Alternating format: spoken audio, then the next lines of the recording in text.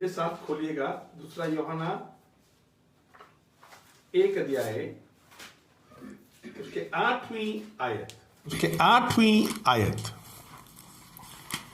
अपने विषय में चौकस रहो कि जो परिश्रम हमने किया है उसको तुम न बिगाड़ो वरन उसका पूरा प्रतिफल पाओ।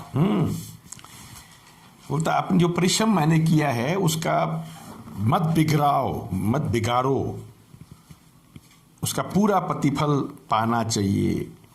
इसके बाद हम पढ़ेंगे आपके साथ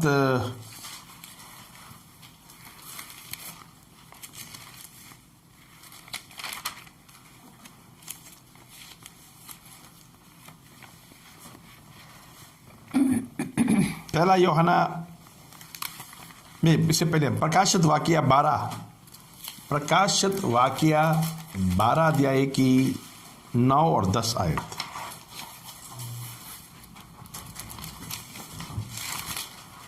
प्रकाशित वाक्या 12 अध्याय की 9 और 10 आयत।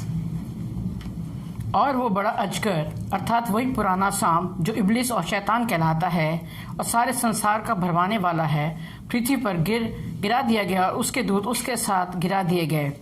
फिर मैंने स्वर्ग पर से एक बड़े शब्द आते हुए सुना कि अब हमारे परमेश्वर का उद्धार और सामर्थ और राज्य और उसकी महिसी का अधिकार प्रकट हुआ है, क्योंकि हमारे भाइयों पर दोष लगाने वाला जो रात दिन हमारे परमेश्वर के सामने उस पर दोष लगाया करता है गिरा दिया गया। अब शैतान का पोजीशन बदल गया है। ये शैतान जो था स्वर्ग में था, वो परमेश्वर के सामने हमारा बुराइयां करते थे, चुगलियां करते थे, उसको गिराया गया। अब शैतान का पोजीशन जो है परमेश्वर के सामने कुछ जाके नहीं कर सकता है, तो क्या करता, हमारे मनों में, हमारे ख्यालों में गलत बातें डालता है।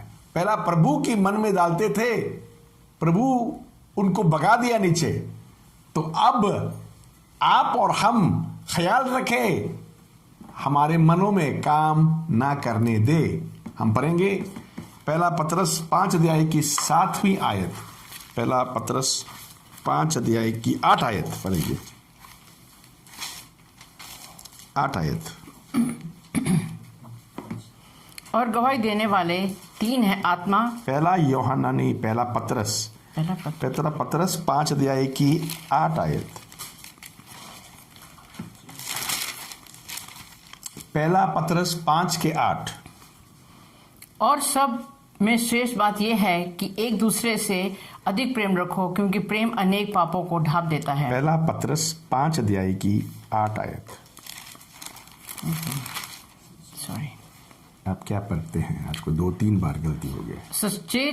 सचेत हो और जागते रहो, क्योंकि तुम्हारा विरोधी शैतान गरजने वाले सिंह की नाई इस खोज में रहता है कि किसको फाड़ खाए। हाँ जी, शैतान खोज रहा है किसको फाड़ खाए।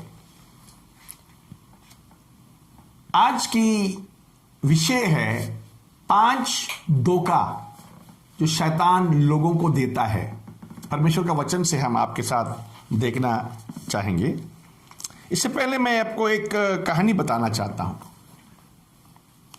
कभी कभी एक बात भी बहुत गहरा होता है, उस बात को हम परवाह नहीं करते हैं, तो वो पूरा मानी बदल देता है हमारे जीवन की। काफी साल पहले मैं एक लड़की को जानते थे, उसकी शादी होना था, तो उसने अपने जानी दोस्त को निमंत्रण दिया, बोला मेरी शादी में होना है तुमको। मगर उसके दोस्त दूसरी शहर में रहते थे, दूसरी स्टेट में रहते थे, और वहां आ नहीं पाया अपने घरेलू मामलों के कारण। तो उस दोनों विश्वासी होने के कारण उसके दोस्त ने बाइबल की आयत भेजी उसे। पहला यूहन्ना 4 का 18 आयत भेजी। बोला मैं नहीं आ पाऊंगा, मगर शादी का दिन ये आयत जरूर पढ़ लेना। पहला यूहन्ना 4 अध्याय की 18 आयत।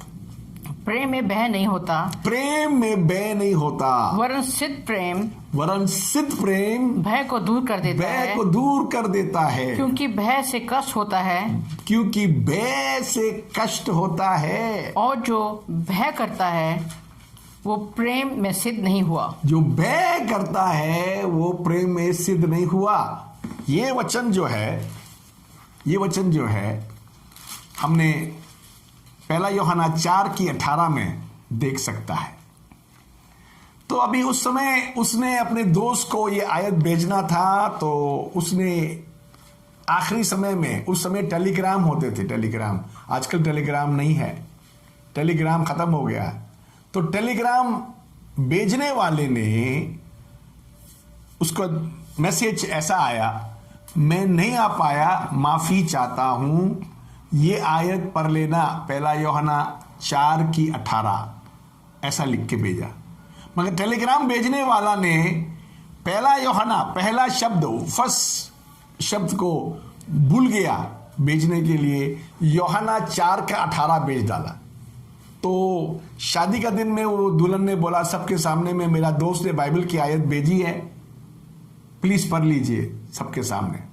जब बाइबल की आयत जब पढ़ डाला तो दुल्हन की हालत बहुत खराब हो गया। हम पढ़ेंगे यूहन्ना 4:18। जब पहला शब्द के खोने के बाद यूहन्ना 4:18 क्या बन जाता है? क्योंकि तू 5 पति कर चुकी है, क्योंकि तुम 5 पति कर चुकी है, और जिसके पास तू अब है, जिसके पास तू अब है वो भी तेरा पति नहीं। तेरा पति नहीं। ये देखिए, ये ना एक यूहन्ना 4:18 भेजना था, जो एक खो गया भेजने के लिए, तो मानी बदल गया। प्यार सिद्ध के बारे में बात कर रहा है, सिद्ध प्रेम की बात कर रहा है। यहां तो 5 पति हो चुका है एक शब्द गायब होने से। अजी, तो मैं क्या बताना चाहूंगा आपको, हमारे जीवनों में भी ऐसा ही एक बात की खो जाने से पूरा उल्टा पुल्टा मानी हो जाता है हमारे जीवन में। तो अभी आपको मैं बताऊं, शैतान हमें धोखा कैसे कैसे देता है, ये बहुत जरूरत है। मैं आपसे एक बात पूछूं इससे पहले, आज रात यीशु मसीह दूसरी बार आ जाएंगे, सेकंड कमिंग हो जाएंगे आज रात, तो आप बताइए, सेकंड कमिंग हो गया तो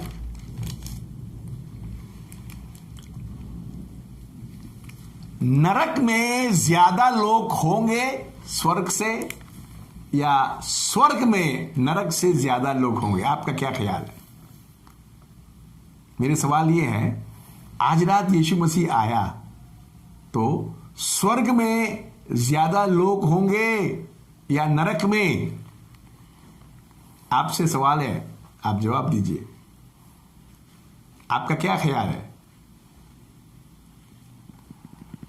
नरक में स्वर्ग से ज्यादा लोग होंगे तो ऐसा लगेगा ये जीत जो है शैतान का हुआ है। क्या आप ऐसा सोचता, ऐसा हो सकता है शैतान का जीत हो सकता है? नहीं हो सकता। नहीं हो सकता है तो स्वर्ग में ज्यादा लोग होंगे। हालेलुया। इसीलिए यीशु मसीह आया नहीं, इंतजार कर रहा है स्वर्ग में ज्यादा लोग होने के लिए। आज आपके साथ में बाइबल की खास बातें, 5 शैतान की धोखा को हम आपके साथ देखना चाहता हूं। अभी परमेश्वर ने मूसा को चुना, परमेश्वर ने मूसा को चुना, चुनने के बाद फिरौन के पास भेजा, क्योंकि वहां गुलामी में इजरायली कौम बंधुआ मजदूर बना हुआ था। तो उनको छुटकारा देने के लिए, क्योंकि वो लोग प्रार्थना करता है, प्रभु मुझे छुड़ाओ, छुड़ाओ, हमें छुड़ाओ। तो परमेश्वर ने एक लीडर तैयार किया, उसका नाम था मूसा। अब मूसा आ तो गया, मगर मूसा की एक काम के गलत काम करने में उसको 40 साल बाहर रहना पड़ा मिदियानियों की नगर में। उसके बाद मूसा, परमेश्वर ने उसको ले आया, उसकी उम्र 80 साल की उम्र में उसको लेके आया। और जब मूसा आया तो अब मूसा ने फिरौन को बोला, परमेश्वर मुझे कहा है इजरायलियों को निकल के, मिस्र से निकल के जाके जंगल में परमेश्वर का इबादत करने के लिए। तो यहां फिरौन राजा का रिएक्शन 5 प्रकार के थे। पहली बार उसने बोला, 5 अध्याय, निर्गमन के 5 अध्याय 1 से 2 आयत। पहली बार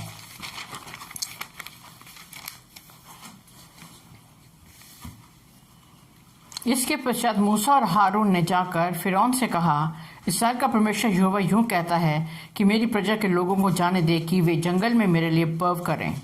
पर्व करे, जंगल में मेरे लिए पर्व करे।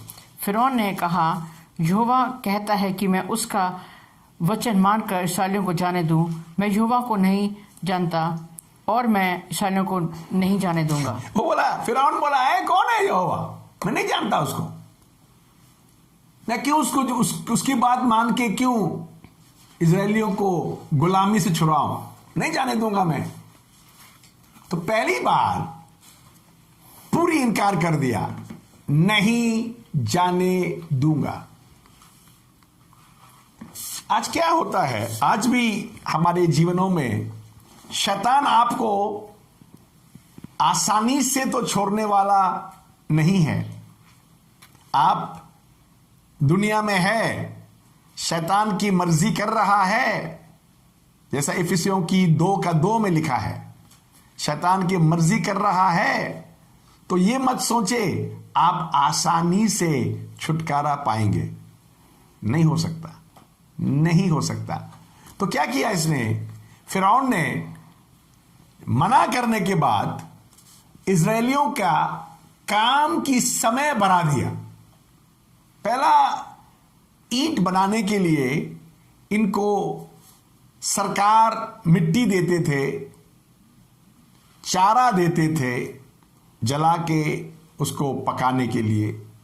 अब बोला ये भी नहीं दूंगा, अपने आप जाके ढूंढ कर ले आओ। और ईंट भी जितना बनाता था उतना ही बनाना है। तो क्या हुआ? समय बढ़ा दिया, काम इनका इंक्रीज कर दिया। क्यों? क्यों बोलता नहीं तो ये लोग छुट्टी है तो चले जाएंगे, इनको काम बढ़ा दो। ऐसी तो आज भी यही हो रहा है। जब परमेश्वर की सुसमाचार आपको छुटकारा देने के लिए आपके पास आता है तो उसी समय आपके काम बढ़ जाता है, आपके ड्यूटी बढ़ जाता है, आपके काम बढ़ जाता है और आपको समय ही नहीं मिलता है। पहले से ज्यादा काम आपको करना पड़ रहा है। अच्छी तो ये शैतान की चाल है। दूसरा कोरिन्थियों 4:4 में यूं लिखा है, हम पढ़ेंगे। दूसरा कोरिन्थियों 4:4 में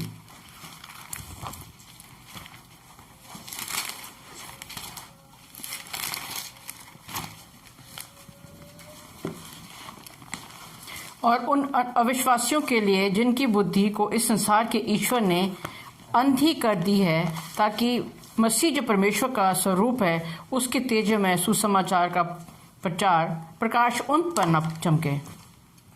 शैतान क्या करता है? मन की आंखों को अंधा करवा देता है। जब मन की आंख अंधा हो जाता है तो वो परमेश्वर की तेज सुसमाचार की रोशनी को भी नहीं देख सकता है। आप बताइए, आप मुझे बताइए, आज लोग मसीह को नहीं जानते हैं और बहुत लोग कहता है आज ये कोरोना वायरस लोगों की जान ले रहा है, लोग मर रहा है। मैं तो इससे भी बुरी बात देखता हूं, लोग मसीह यीशु की पहचान नहीं होकर मरना, नरक में जाना है, वो तो मरने से भी, उससे भी ज्यादा समस्या है। तो मैं आपके साथ, तो क्या हुआ, तो मूसा ने क्या किया, मूसा ने यहां विपत्ति 10 विपत्तियां की, 10 विपत्तियां की। पहला विपत्ति था पूरी नाइल नदी, वहां की सबसे बड़ा नदी नाइल नदी, पूरी नाइल नदी को मूसा ने अपनी छड़ी आगे बढ़ाकर उसको खून खून कर दिया। अभी नाइल नदी जो है उनकी इजिप्शियन, ये मिस्रियों की खास नदी है, वहीं से उनके पीने के पानी आता है। अब मिस्रियों की पानी, पीने के पानी, और वहां जितना भी पानी था नाइल नदी, सब खून खून हो गया, तो कोई पी नहीं सकता। घर में छोटे छोटे डब्बों में, सुरी में पानी रखा है, वो भी लहू बन गया। अभी बहुत बुरी हालत है। तो राजा थोड़ा हिल गया, बोला ठीक है जाने दूंगा, मगर उसने दूसरा चाल चला। दूसरा चाल जो है निर्गमन की 8 अध्याय की 27 और 28 आयतों में हम देखता है। निर्गमन 8 अध्याय 27 और 28 आयत। हम जंगल में 3 दिन के मार्ग पर जाकर अपने परमेश्वर यहोवा के लिए जैसा वो हमसे कहेगा वैसा ही बलिदान करेंगे। फ़िरौन ने कहा, मैं तुमसे जंगल में जाने दूंगा कि तुम अपने परमेश्वर यहोवा के लिए जंगल में बलिदान करो, केवल बहुत दूर न जाना और मेरे लिए विनती करो। हाँ, बहुत दूर मत जाना। 2 बातें हैं, 2 बातें। बहुत दूर मत जाना, ये पहली बात। दूसरी बात, मेरे लिए भी विनती करो। मैंने हमेशा देखा है, जो सरकार सुसमाचार की खिलाफ है, वो भी कभी कभी प्रार्थना करवा देता है हमारे से।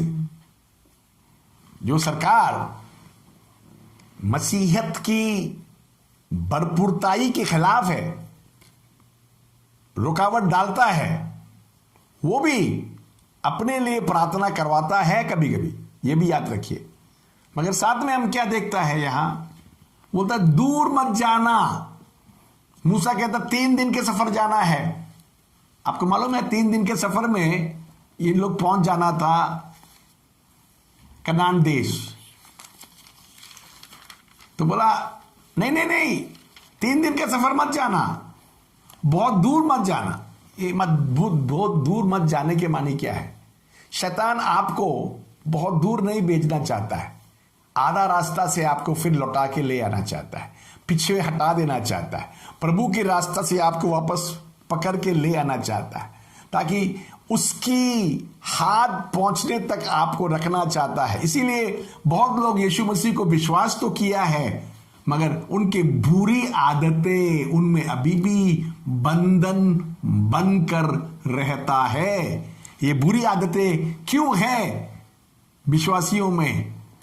इसकी वजह यही है, ये विश्वासियों को शैतान कभी भी वापस अपना बनाने के लिए ये बंधन उनके जीवनों में बना रखा है। Hallelujah, hallelujah. तो पहला बोला मत जाना, नहीं जाने दूंगा, इसका धोखा है, किसी को नहीं जाने देता। दूसरी बात वो बोला जाओ, मगर बहुत दूर मत जाओ। अब ये मूसा ये बात को नहीं माना। मूसा बोला नहीं, हमको जाना है, हमें जाना ही है, दूर जाना है।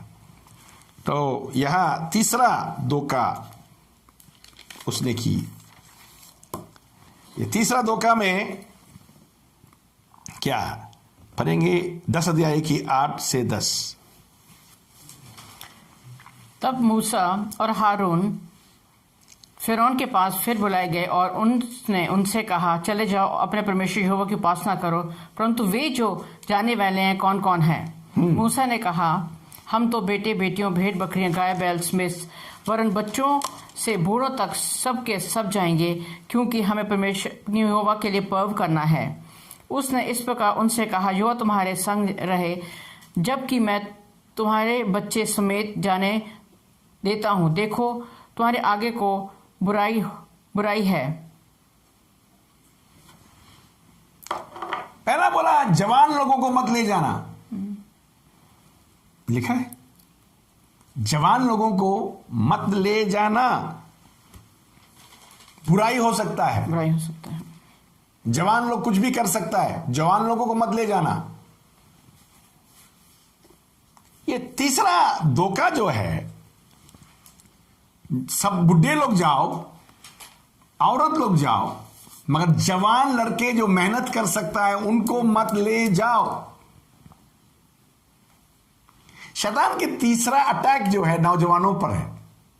वो नौजवानों को छोड़ना नहीं चाहते, हो नौजवानों को अपने कुंजी में, अपने चुंगल में फंसा रखना चाहता है।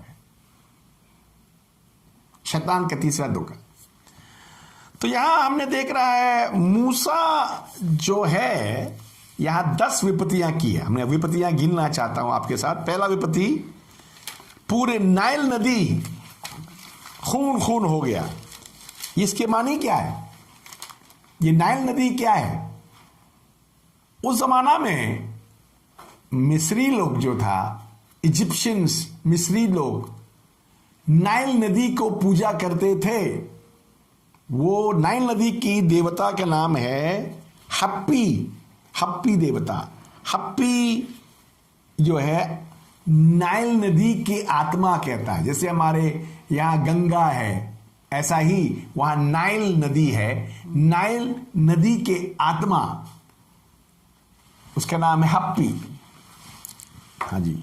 और दूसरा नाम है खुनुम। खुनुम जो है, ये नाइल नदी के रखवाला, ये 2 देवताएं हैं। जब परमेश्वर ने नाइल नदी को खून खून बना दी, इसके मानी है उनके पूजा करने वाली देवी देवताओं को, मिस्रियों की देवी देवताओं को, जिनको वो पूजता है, उनकी द्वारा और उन पर परमेश्वर ने कहर ले आया। परमेश्वर का कहर मिस्रियों के ऊपर ही नहीं, उनकी देवी देवताओं पर भी आया है। नील नदी खून खून हो गया। उसके बाद राजा मान नहीं रहा था, तो मूसा को दूसरा विपत्ति लाना पड़ा। नील नदी से मेंढक, डड्डू, डड्डू, यहां एक गांव का नाम है डड्डू माजरा, डड्डू। ये डड्डू जो है, इतना डड्डू आ गया घर के अंदर, लोगों के सर पर डड्डू बैठा होता है, कंधे पर बैठा होता है। डड्डू हर जगह चढ़ गया। डड्डू ही डड्डू है। आप क्या बुलाना चाहेंगे? डड्डू माजरा या डड्डू एरिया? अभी यहां राजा को देखा ये थोड़ा ज्यादा ही हो गया, तो राजा बोलता है ठीक है, कल मैं तुमको जाने दूंगा, डड्डू हटा दो। तो मूसा ने डड्डू हटा दिया। जब डड्डू मर गया, डड्डू मर गया, मगर राजा बदल गया, फिर बोला नहीं जाने दूंगा। तो यहां तीसरा विपत्ति ले आई। 8 अध्याय की 16 से 19।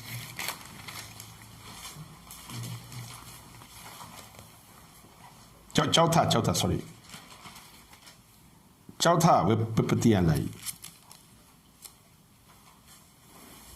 16 से 19। ये चौथा है, तीसरा तीसरा है, सॉरी, तीसरा 8 अध्याय 16 से 19। फिर यहोवा ने मूसा से कहा, हारून को आगे दे कि तू अपनी लाठी बढ़ाकर भूमि की धूल पर मार, जिससे वो मिस्र देश भर में कुटकियां बन जाएंगी। और उन्होंने वैसा ही किया, अर्थात हारून ने लाठी को हाथ बढ़ाकर भूमि पर धूल पर मारा। तब मनुष्य और पशु दोनों पर कुटकियां हो गई, वरन सारे मिस्र देश में भूमि की धूल कुटकियां बन गई। या कुटकियां किसको? जू जुई जो सर में होता है, जुई, कुटकियां। हिंदी के बहुत और शब्द है, हमें नहीं आता है। कुटकियां के मानी है जुई। ये डंडा जमीन पर जब मारा था तो मिट्टी से जुई बना। जुई जानवरों पर आ गया, जुई लोगों पर आ गया। जुई इतना जुई था, आज आपके बाल में जुई निकालने के लिए टाइम लगता है, वहां जुई तो ऐसे घूम रहा है, जुई जुई जुई जुई।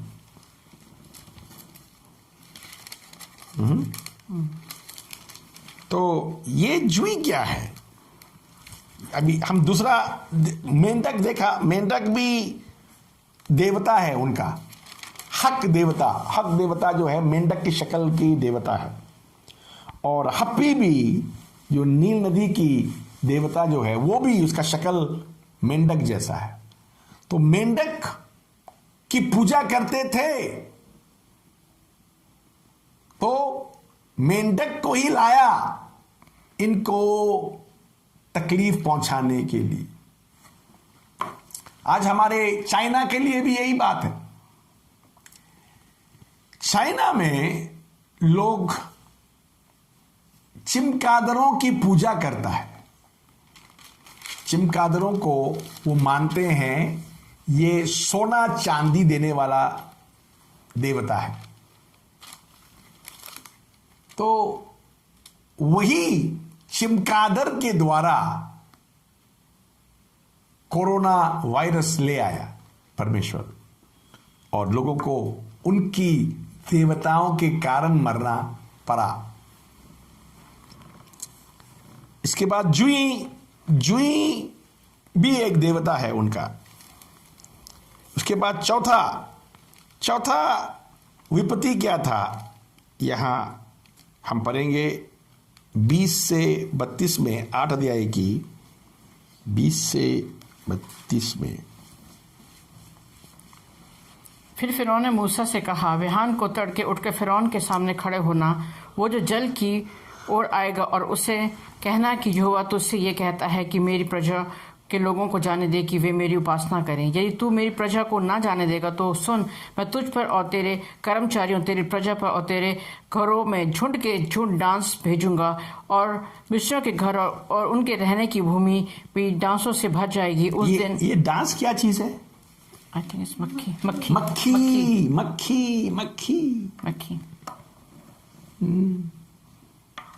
मक्खी इतना पैदा कर दिया, घरों में मक्खी, बेडरूम में मक्खी, सिटिंग रूम में मक्खी, जहां खाना खाता है मक्खियां। मक्खी वो भी बीमारी लाता है। मक्खी मरे हुए जानवर पर होता है और वही आपके खाना पर बैठता है या आप पर बैठता है। आपके कोई गांव है, वो गांव में बैठता है। मक्खी इन्फेक्शन बढ़ाता है। अब मक्खी का भी देवता है, मैं आपको बताना चाहता हूं। वच्चित देवता का नाम है, वच्चित, जो देवता अपने आप को मक्खी बनाकर घूमता है मिस्रियों की। अभी परमेश्वर ने ये चौथा विपत्ति लाया, तो जिसका पूजा वो करता है वही देवता की मानंद ला के उनके पर अजाब लाया। पांचवा हम देखेंगे, यहां पांचवा जो है 9 अध्याय 1 से 7 में हम देखता है, जानवरों पर बीमारी, जानवरों पर बीमारी। हाँ जी। सो यहोवा ने मूसा से कहा, फिरौन के पास जाकर कहे कि इब्रियों का परमेश्वर यहोवा तुझसे इस प्रकार कहता है कि मेरी प्रजा के लोगों को जाने दे कि मेरी उपासना करे, और यदि तू उन्हें जाने ना दे तो अब भी पकड़े रहे तो सुन, तेरे जो घोड़े, गधे, ऊंट, गाय, बैल, भेड़, बकरियां आदि पशु मैदान में हैं, उन पर यहोवा का हाथ ऐसा पड़ेगा कि बहुत भारी मरी होगी।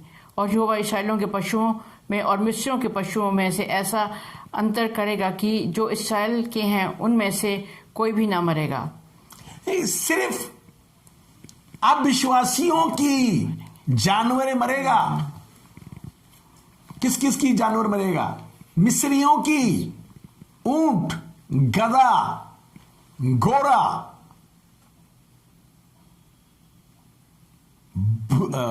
बैल, गाय, भेड़, बकरियां। जो मिस्रियों का है वही मरेगा। आप बताओ, मिस्रियों की देवी देवताओं की तरफ देखते हैं तो एक और देवता का नाम है अपिस। अपिस, उसका पूरा शक्ल जो है बैल जैसा है। बैल की पूजा करते थे, तो बैल की पूजा करते थे, बैल के ऊपर बीमारी ले आया। तुम जिसको पूजा करेंगे वो परमेश्वर नहीं है, परमेश्वर उसे नाश करेंगे। Hallelujah, hallelujah. उसके बाद यहां फिरौन की थोड़ा बदलने लगा। फिरौन बोला, ठीक है, ये चौथा धोखा, ठीक है, तुमको जाने दूंगा, मगर अपने जो तुम्हारा खजाना, तुम्हारा कपड़ा लत्ता, जानवर, पैसा, वो सब यहां छोड़ के जाओ। 10 अध्याय 24 से 26।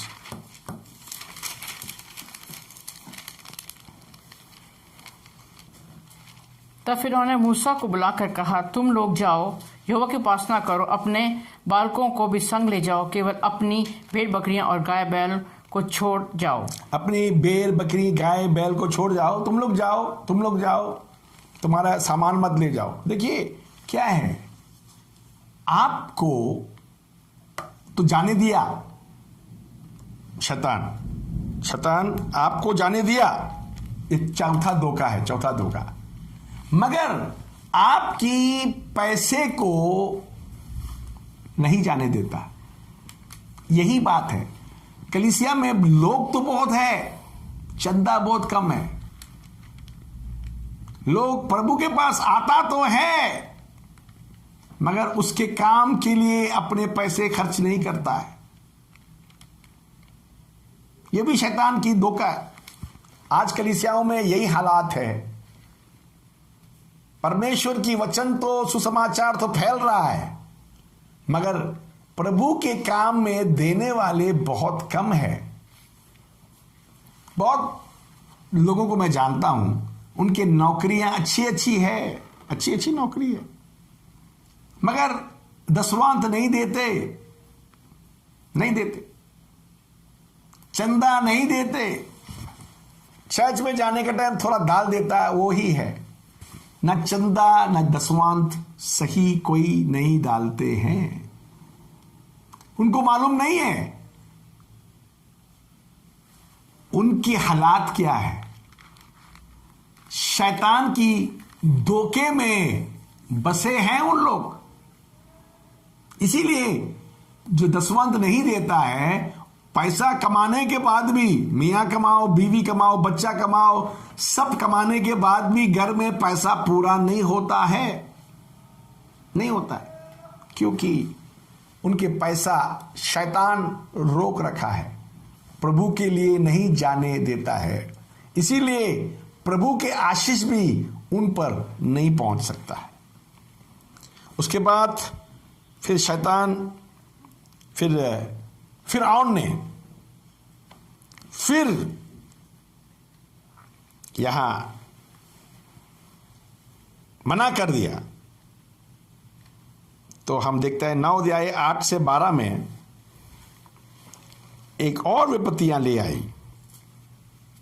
फिर यहोवा ने मूसा और हारून से कहा कि तुम दोनों भट्टी में से एक एक मुट्ठी राख ले लो और मूसा उसे फिरौन के सामने आकाश की ओर उड़ा दे, तब वो सूक्ष्म धूल हमारे होकर सारे मिस्र देश में मनुष्य के पशुओं दोनों पर फफोले के फोड़े बन जाएंगी। एक मुट्ठी ले लो। फिरौन कहता है, परमेश्वर कहता है हारून और मूसा एक एक मुट्ठी राख लेकर हवा में ऐसा फेंको। राख हवा में जाते हुए फोड़े और फोड़े बन जाएंगे, या फोड़े या बन जाएंगे। फोड़े फोड़े कहां पे फोड़े बनेंगे? फोड़े यहां जानवरों पे, लोगों पे, सब पे फोड़े। यहां मैं आपके साथ कुछ और बात करना चाहूंगा। अभी फिरौन के सामने में जादूगर लोग भी होता है। फिरौन के सामने में जादूगर भी होता है। जब मूसा ने पहला विपत्ति किया था, नाइल नदी को खून खून कर दिया था, तो हम 7 अध्याय की 22 आयत में हम देखता है ये जादूगरों ने भी अपने जादूगर की शक्ति में पानी को लाल कर दिया था। 7 की 12 7 की 12 22 7 की 22। तब मिस्र के जादूगरों ने भी अपने अपने तंत्र मंत्र से वैसा ही किया, तो भी फिरौन का मन हठीला हो गया और तंत्र मंत्र से बाकी पानियों को वो लोग भी लाल कर दिया। पहला विपत्ति के खिलाफ शैतान भी कुछ करके दिखाया, हम भी कर सकता है।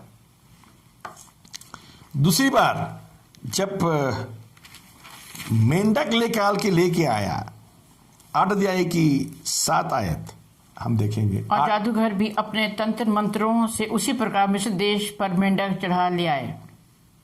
जादूगर भी अपने जादू से मेंढक बनाया।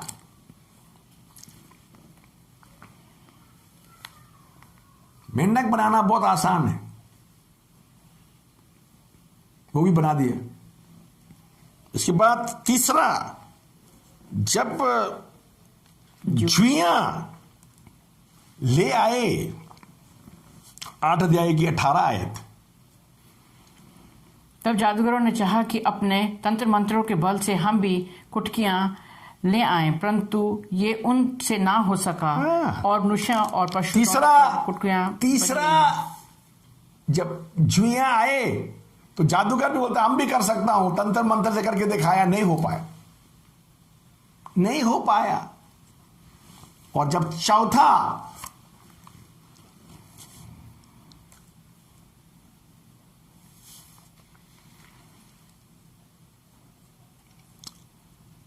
पांचवा कर ही नहीं पाया इन्होंने, मगर जब छठा, जब फोड़े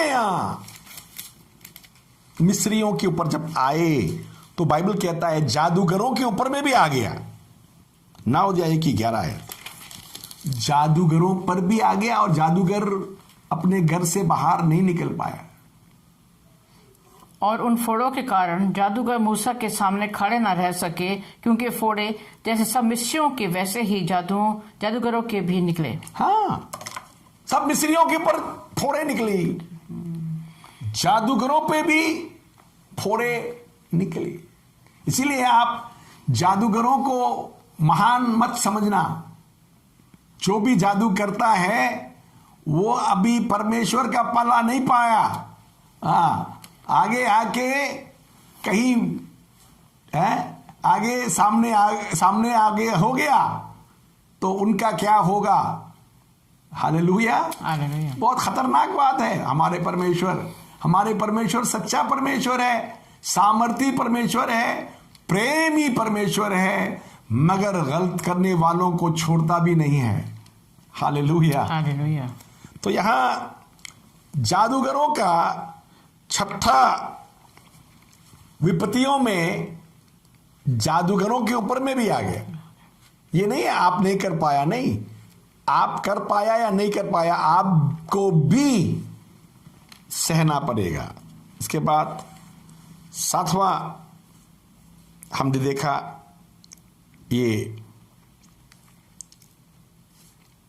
सातवां जो है ये बीमारी, ये क्या है बताइए।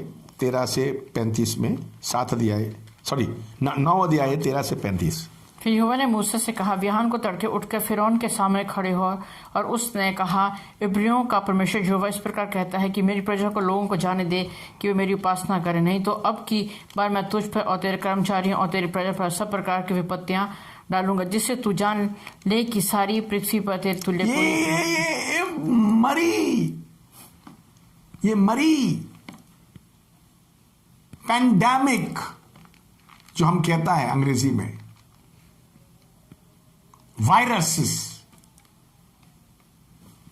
बेशुमार, एक वायरस नहीं, 2 वायरस नहीं, 3 वायरस नहीं, वायरस ही वायरस है। अब बताइए इस हालात में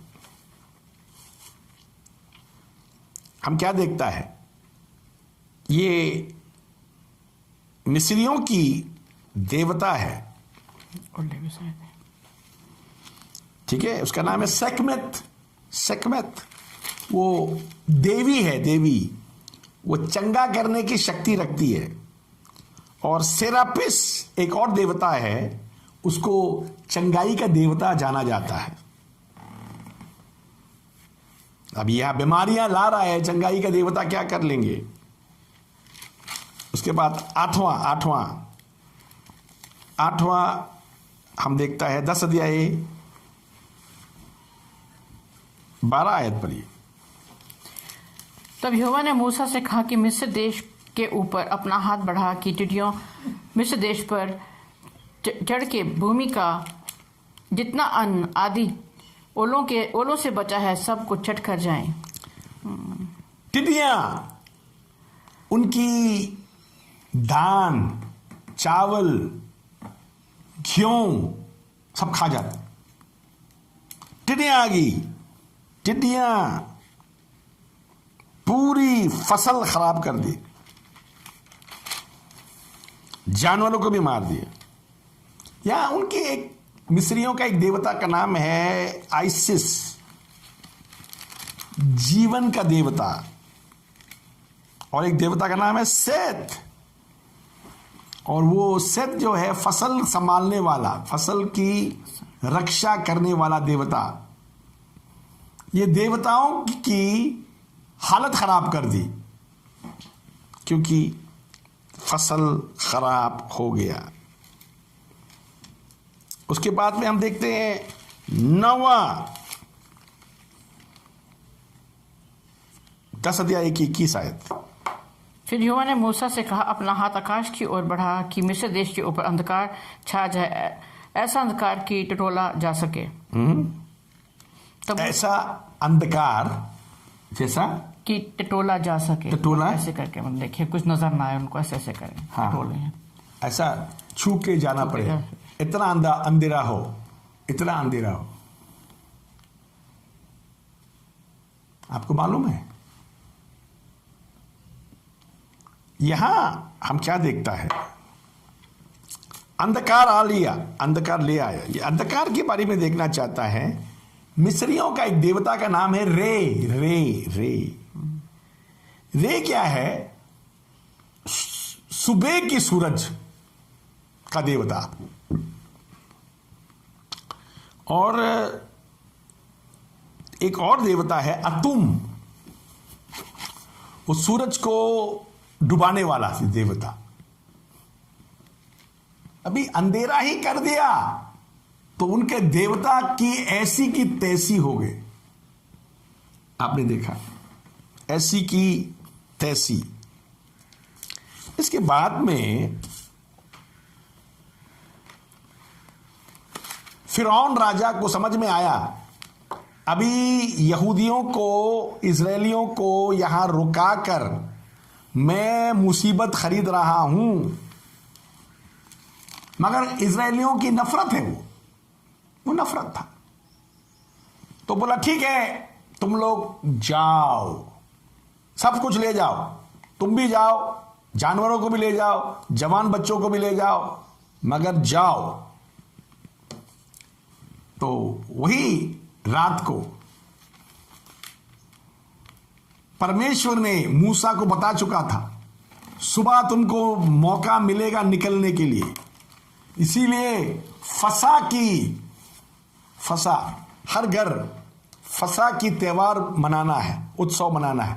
हर घर में नेमना होना है, नेमना को आग में जला के पकाना है, तेल से नहीं, पानी से नहीं, आग में जला के करवा साग के साथ खाना है। और खाने का टाइम कपड़ा पूरा पहन के रखना चाहिए, खा के एकदम निकल पाए। ऐसा नहीं खाने के बाद कपड़ा बदले, ऐसे जैसे हमारे घरों में होता है। खाएंगे आराम से, फिर कपड़ा पहनेंगे, फिर जाने की तैयारी करेंगे, फिर जाते जाते बोलते चाय पी लो, लेट करने। ऐसा लेट नहीं, एकदम खाओ निकलो, बस ये हालात था। तो परमेश्वर की वचन आ चुका था। फसा का नेमना यीशु मसीह को दर्शाता है, वो मसीही उदाहरण है। ये मिस्री लोग फसा खा के यीशु मसीह को लेके मिस्र को छोड़ा, मिस्र से छुटकारा मिला। मगर राजा चाल चल रहा है, किसी को मालूम नहीं है। ये 5वां चाल राजा का है। 14 अध्याय की 5 आयत, 14 अध्याय की 5 आयत।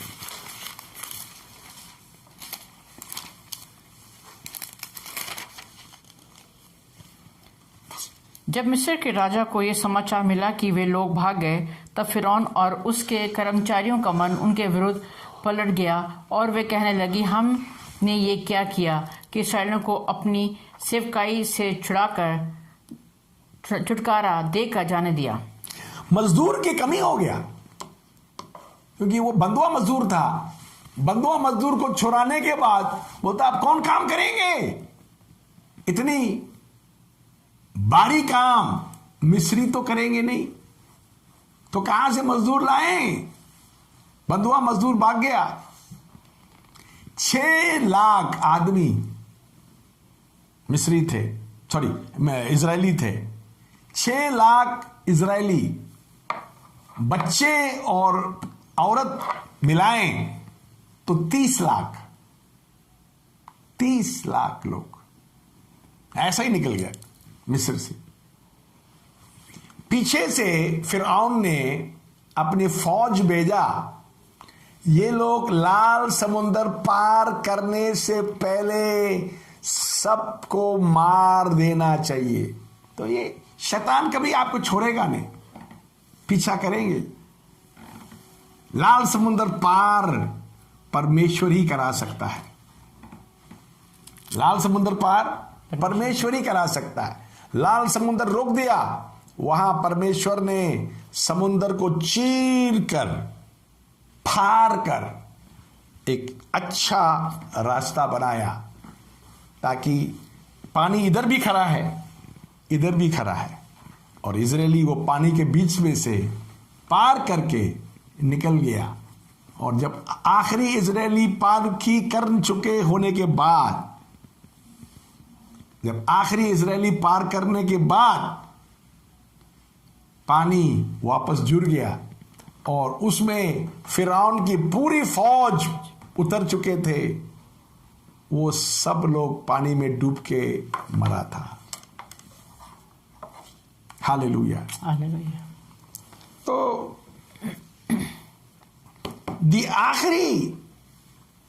आखिरी निकलने से पहले, जब मिस्र से इजरायली निकलने से पहले जो आखिरी विपत्ति, 10वां विपत्ति जो है,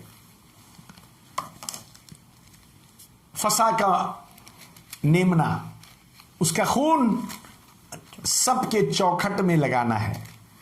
जिसके चौखट में नहीं है उस घर की पहलौटा बच्चा मरेगा। यह बात है। तो मिस्रियों का सबके पहलौटा बच्चा मरा और मिस्र के लोगों की घर में मातम था। उस समय परमेश्वर ने इजरायलियों को निकाल के ले गया। मैं आपको क्या कहना चाहता है, ये फिरऔन जो है बाइबल में ऐसा भी लिखा है, ये शैतान के जैसा है। इसको अजगर बुलाया गया है। फिरऔन को, फिरऔन अजगर है, इसके मानी शैतान है। क्योंकि हम प्रकाशित वाक्य में हम देखता है 12 अध्याय 9 और 10 आयत में वो शैतान, वो सांप जो है, वो अजगर जो है, वो शैतान था। तो आज भी शैतान आपको फंसाने के लिए ये 5 प्रकार की धोखा दे सकता है। आपको पहले तो मसीह में जाने नहीं देंगे, मसीह में आपको आगे बढ़ने ही नहीं देंगे वो। मगर बहुत प्रार्थना हुआ आपके लिए, छुटकारा के लिए, तब जाने देंगे, तो बहुत दूर नहीं जाने देंगे। आपको बंधने रखेंगे आपके जीवन में। तीसरी धोखा है, आपके नौजवानों को जाने नहीं देंगे। नौजवानों को फंसा रखेंगे शैतान कहीं ना कहीं। और चौथा बात, आपके पैसा आमदनी प्रभु के काम में खर्च करने नहीं देंगे, आपको नहीं देंगे, फंसा रखेंगे। और 5वां, जब आपको छुटकारा दिया है तो याद रखो पीछा भी कर रहा है कहीं आपको खत्म करने के लिए। इसीलिए ये 5 धोखाओं को याद रखें। और परमेश्वर का वचन में हमें ऐसा बताता है, 2 यूहन्ना 1:8 में हमें ऐसा बताता है, फिर पढ़ेंगे हम।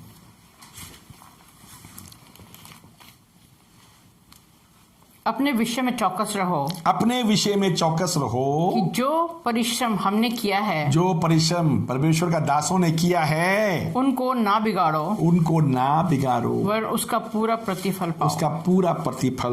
पाओ। हालेलुया। 2 तीमुथियुस 4:7।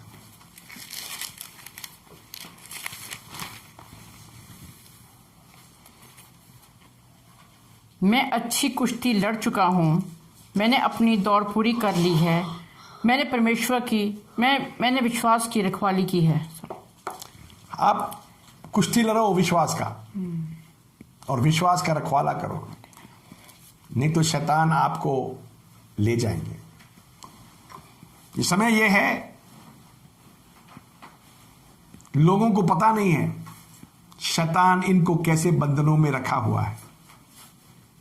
आज सुबह आप ऑनलाइन देख रहे हैं तो आप ये बात याद रखें, ये समय बुरा है। इस समय पे आप लोग प्रभु में बन जाओ, पकड़ लो, जुड़ जाओ, नहीं तो खतरा है आपकी। ये बातों को मैं आपको बताते हुए हम आपसे पूछना चाहेंगे, क्या आप शैतान की धोखे में रहना है या ये 5 धोखों से बाहर आना है? शैतान की धोखे से आप बाहर आना है तो हम आपके साथ प्रार्थना करना चाहेंगे।